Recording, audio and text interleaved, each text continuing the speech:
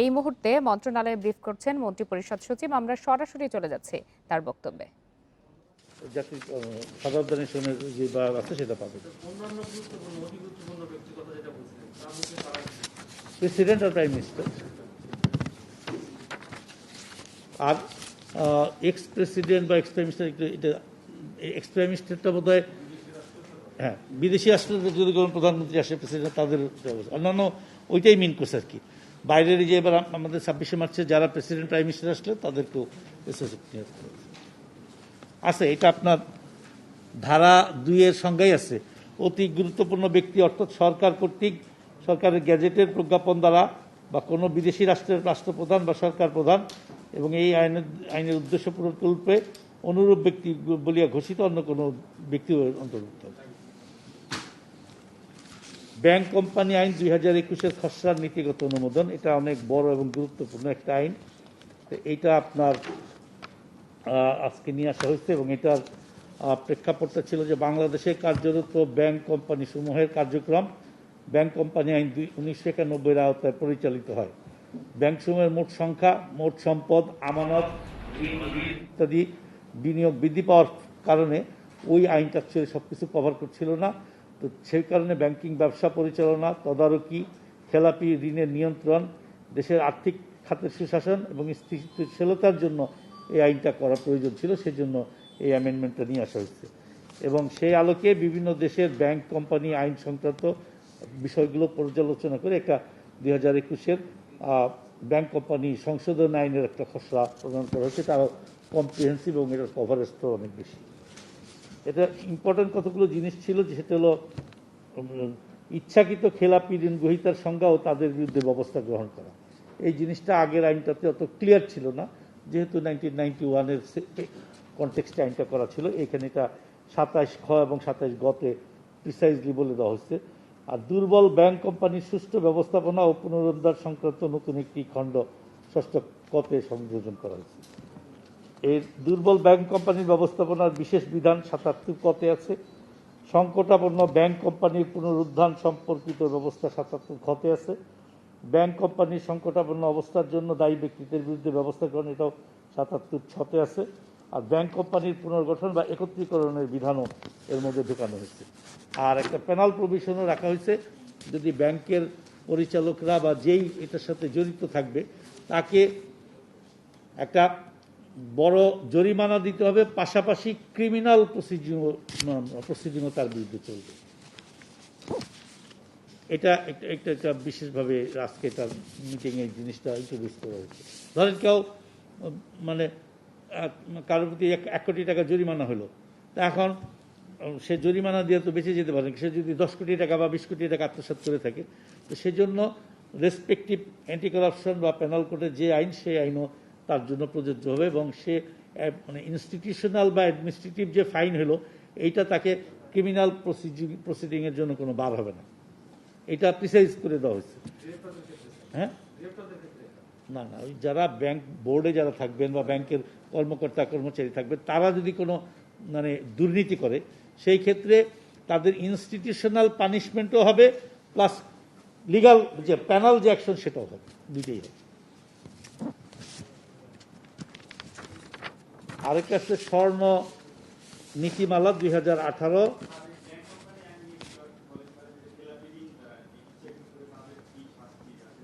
বলে দিলাম তো,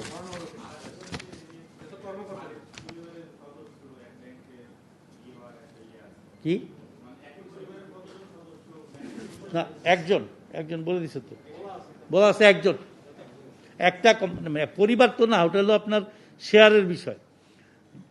একটা কোম্পানি যদি শেয়ার থাকে তাহলে সেখানে একজন থাকতে পারবে, নট মোর দেন দ্যাট। ওটা এটা আরো প্রিসাইজলি করে দেওয়া হয়েছে। স্বর্ণ নীতিমালা 2018 ছিল, এটাকে সংশোধন করা হয়েছে এবং এই মেইন কতগুলো বিষয় এখানে ঢুকানো হয়েছে। যে সংশোধিত নীতিমালায় নতুনভাবে সরকার, বাণিজ্য মন্ত্রণালয় আর কি, স্বর্ণ পরিশোধনাগারের সংজ্ঞা অন্তর্ভুক্ত করা হয়েছে, যে কোনটা স্বর্ণ হিসেবে বিবেচিত হবে এবং কোথায় কোথায় আপনার এটা আপনার পরীক্ষা করা যাবে। তারপরে স্বর্ণবার ও স্বর্ণ অলঙ্কারের পাশাপাশি অপরিশোধিত স্বর্ণ আকরিক আংশিক পরিশোধিত স্বর্ণ আমদানি করা যাবে। শুধুমাত্র গোল্ড না, আপনার ওরও আনা যাবে। আপনার মানে এইখানে মডিফিকেশন করে এখান থেকে স্বর্ণ এক্সট্রাক্ট করে তারপর সেটা দিয়ে কাজ করা যাবে। তারপর অপরিশোধিত স্বর্ণ, আকরিক অবলিক আংশিক পরিশোধিত স্বর্ণ হতে বিভিন্ন গ্রেডের স্বর্ণ বার ও স্বর্ণ কয়েন উৎপাদনে পরিশোধনাগার, এটা অফিসিয়ালি যেহেতু রিকগনাইজ করা হচ্ছে, তাহলে এখন কেউ এখানে ইন্ডাস্ট্রিও করতে পারবে যে আমরা স্বর্ণ না, আমরা আকরিক নিয়ে আসবো, ওর নিয়ে আসবো বিভিন্ন মাইন থেকে, এখানে এনে আমরা স্বর্ণ বানাবো। সেখানে আবার বাই প্রোডাক্টও হবে, ওটা একটা অ্যাডভান্টেজ আছে আর কি।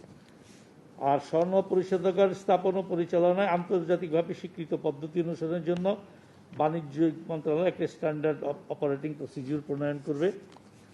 আর স্বর্ণবার রপ্তানির ক্ষেত্রে রপ্তানিকারকের সর্বস্বই স্বর্ণ পরিশোধনাগার থাকতে হবে। যারা স্বর্ণ রপ্তানির সাথে সম্পৃক্ত থাকতে অবশ্যই তাদের একটা শোধনাগার থাকতে হবে তাদের। আর অনুমতি ডিলার কর্তৃক নিজস্ব ব্যবসা উদ্দেশ্যে স্বর্ণালঙ্কার স্বর্ণবার আমদানির ক্ষেত্রে জামানত প্রয়োজন হবে না মর্মে নতুন ধারা সংযুক্ত করা হয়েছে। আর মাননীয় প্রধানমন্ত্রী একটা জিনিস বললেন যে শুধুমাত্র স্বর্ণ না, আরও যেসব আপনার ভ্যালুয়েবল আপনার মেটালস আছে, প্ল্যাটিনাম বা এই জাতীয়, সেগুলোও যেন এটার সাথে সম্পৃক্ত করে দেওয়া হয়। তাহলে কারণ সেখানে অনেক বাই প্রোডাক্ট আসে এবং আমাদের দেশের অনেক লোক এগুলি যদি, যেহেতু লেবারটা কম্পারেটিভলি চিপ, এখানে আসলে অনেক বাই প্রোডাক্ট আসবে এবং অনেক নতুন উদ্যোক্তার সৃষ্টি হবে এবং এগুলো ইন্টারন্যাশনাল মার্কেটও আছে, শুধু প্ল্যাটিনাম না, আরও অনেক রকমের নাম ওটা প্রিসাইজলি বলা হয় না, যেগুলো মার্কেট ভ্যালু খুব বেশি সেই জাতীয়, যেমন ওয়ান অফ দ্য প্ল্যাটিনাম একটা, হ্যাঁ, গোল্ড, স্যার ডায়মন্ডের কথা পিছিয়েছে। ডায়মন্ড কাটিং করে অনেক লোক এখানে আপনার জীবিকা উর্জন করতে পারে এবং ওইসব মেটালগুলোর হবে কি অনেক বাই প্রোডাক্ট পাওয়া যাবে। পেট্রোলে যেরকম বাই প্রোডাক্ট আসে, বিটামিন, তারপরে যে আপনার পলিথিন এই জাতীয়, তো ওগুলোর আপনার বাই প্রোডাক্ট আসবে আর কি।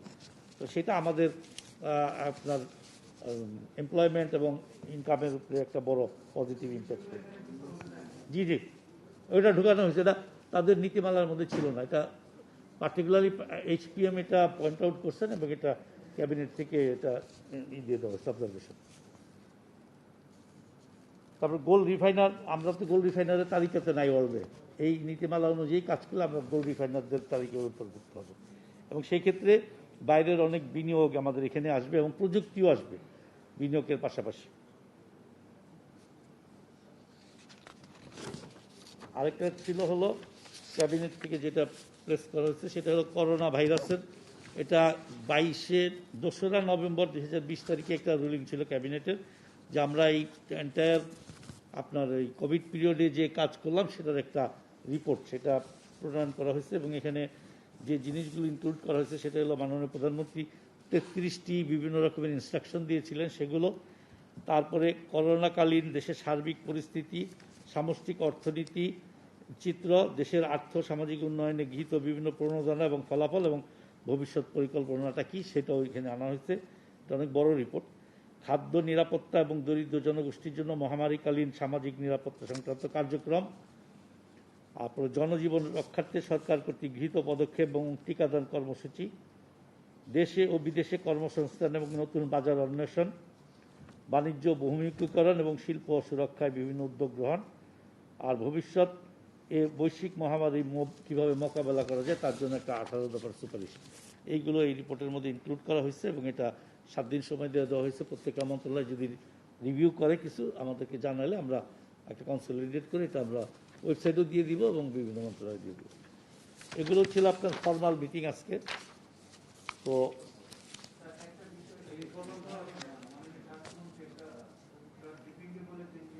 আমি তার আগে একটু আসি। তো এখানে ব্রিফিংয়ে একটা জিনিস আমাদের প্ল্যানিং মিনিস্টার সাহেব পয়েন্ট আউট করছে, সেটা আমাদের যে আলোচনা বা ডেভেলপমেন্টের সাথে জড়িত, যে আমাদের এই বছর 2020-21-এ আমাদের পার ক্যাপিটা ইনকাম $2227 উন্নীত হয়েছে। আগের যে আমাদের স্ট্যাটিস্টিক্সের যে রিফ্লেকশন ছিল, এর আগের রিফ্লেকশনটা সেইখানে ছিল $2064। $2064 এখন হয়েছে আপনার $2227। এটা 9% মানে বৃদ্ধি পেয়েছে আপনার পার ক্যাপিটা ইনকাম। আর জিডিপি ছিল 27,96,378 crore, 27 কোটি 27,96,378 কোটি। এটা যদিও স্ট্যাটিস্টিক এখনো ফাইনাল করে কিন্তু ফাইন্যান্স ডিভিশন থেকে একটা প্রাইমারি একটা আপনার হয়েছে, এটা ফাইনাল না, যেটা প্রাইমারি যেটা করছে ফাইন্যান্স ডিভিশন, এটা 30,87,300 কোটি, 87,300, মানে জিডিপিও ইমপ্রুভ করছে এবং আমাদের পার ক্যাপিটা ইনকাম তো 9% বৃদ্ধি হয়ে গেছে আর কি।